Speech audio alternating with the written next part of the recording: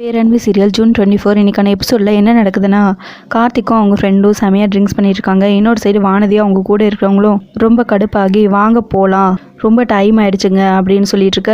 நீங்கள் போங்க, நாங்கள் அப்புறமா வரோம் அப்படிங்கிறாங்க கார்த்திக். எனக்கு தெரியும் இவங்க இப்படி தான் பண்ணுவாங்க, சரி வாங்க போகலாம் அப்படின்னு சொல்லிட்டு கார்த்திக்கோட ஃப்ரெண்டு ஒய்ஃபு வானதியை கூட்டிகிட்டு கிளம்புறாங்க. வானதி கிளம்பிடுறாங்க.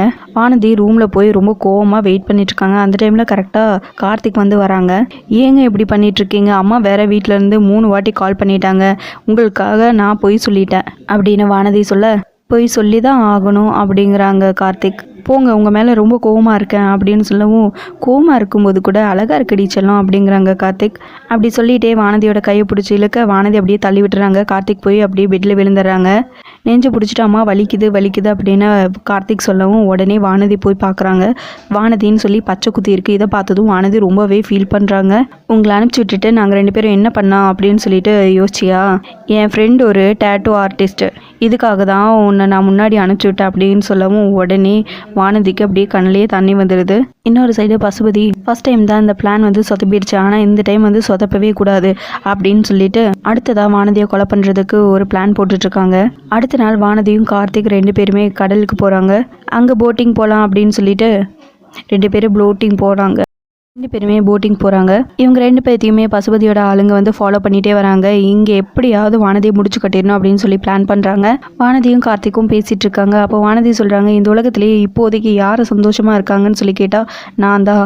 இப்போவே என் உயிர் போனால் கூட நான் கவலையே பட மாட்டேன், ரொம்ப சந்தோஷமாக நான் போயிடுவேன் அப்படிங்கிறாங்க வானதி. இதை கேட்டதுமே கார்த்திக் ரொம்பவுமே கோவம் வந்துடுது.